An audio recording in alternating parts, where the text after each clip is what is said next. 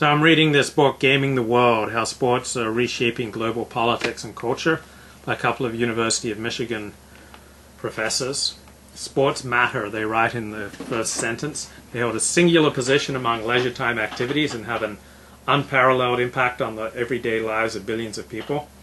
This is summed up by Bill Shankly, the longtime manager of the Liverpool Soccer Club.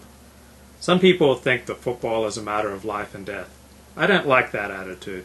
I can assure them it is much more important than that. Great players can change society. For instance, Jackie Robinson, the first black in Major League Baseball, influenced America towards racial integration as much as Martin Luther King and Malcolm X. Great players lead to an enlightening precisely because they are the best at what they do. Sports are languages. While Americans speak football, baseball, basketball, and hockey, the world primarily speaks soccer.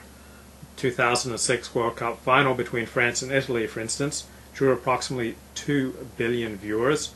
By comparison, the Super Bowl is seen by about 160 million people around the world.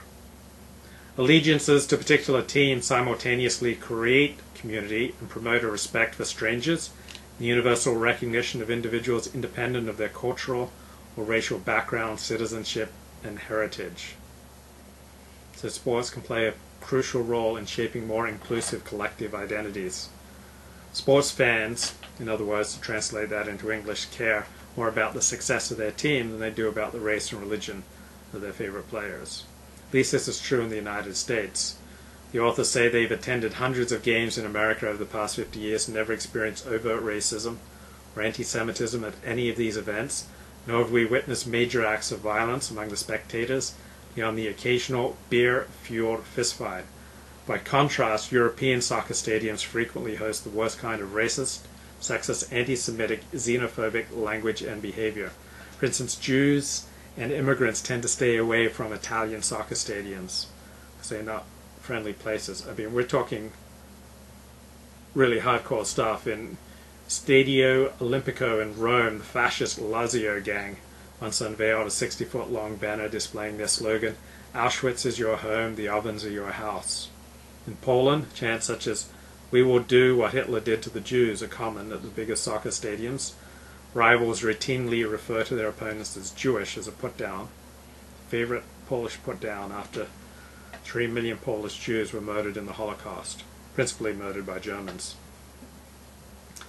Supporters of the Budapest club Ferencváros sing endless Dr. Mengele-inspired songs at their games, such lyrics as dirty Jews, gas chambers, and the always popular soap Bones. How do Europe's soccer clubs react to this hatred?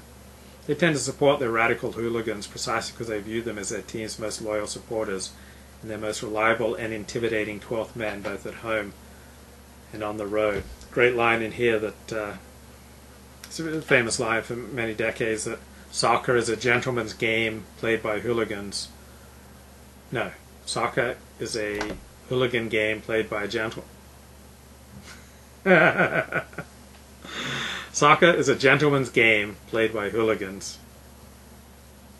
Rugby is a hooligan's game played by gentlemen. So I grew up a Seventh-day Adventist, and race didn't play much of a role in my upbringing. What mattered was whether or not you were in the church. It was only when I left the Seventh-day Adventist church around age 14, went to public school for the first time in 10th grade, so I was about 16. Then I started noticing that racial identity was important to a lot of people around me, and that people started being divided off by race. I also noticed this when I went to college, went to UCLA. I encountered people for whom their racial identity was their most important identity.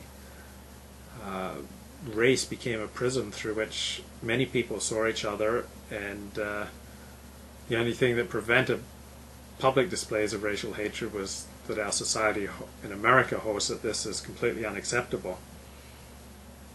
So when I returned to religion at about age 23, ever since then I've looked at the world primarily through a moral lens. I prefer to spend my time with people with whom I share values, irrespective of their skin color.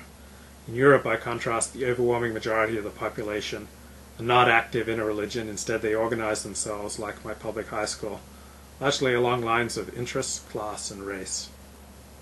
Surely some disaster is at